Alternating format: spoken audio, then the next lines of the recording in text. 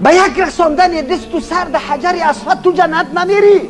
به الله قسم که ده کفن کعبه پیچانده شوی و در داخل کعبه جنازت خوانده شود، تا وقتی که عقیده یک تا پرستی الله که توحید نامیده میشه نداشته باشی، جای جهنم است و 1,000,000 حجم انجام داده باشی.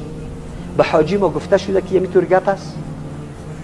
حاجی ما میدانه، درک داره، تلاش کرده. پس حاجی صاحب برای ما میگه که این تصویر در کعبه زده، کفن خود به آب زمزم شسته ایم. حاجی صاحب اما مرده تو را مکمل در بیلر تا میکنم در آب زمزم. به الله قسم که عقیده توحید نداشته باشی جای جهنم است. لباس رسول الله صلی الله علیه وسلم در جان عبدالله ابن ابی ابن سلول پوشانده میشه. لباس کیست؟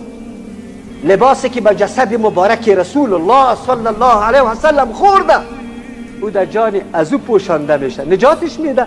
کلا قطعا نه. او جناب عقیده را درست کن. بدان حج کدام سفر است چی میکنم؟ علی اگر برش میگی که آجی صاحب اونجا که رفتی زیاد کوشش نکن، زنا دقت میآید، مردا آزار اذیت به مردم میرسه، 2 رکعت نماز پشتی مقام ابراهیمی ضرور نیست که فرض باشه پشتی سر از اونجا استاد شو، اونجا دور در گوشه ده حرم برو بخون. نه نه نه نه قبول نیست. میبینی که اونجا جنگ است، اینجا مردم طواف میکنه استاد میشه. معزله ها را به مردم پیش کرده. زنا خود دقت زده. دختر برآمد من در طواف بودم، چادر نه این گریبان پاره شده، خوش بود که در اونجا رسیدم، من در اونجا دست زده. الله اکبر. خلی که این دلیل بالای چی است؟ دلیل بالای ازی است که علمایشان در مناطقشان تعلیم ندادن.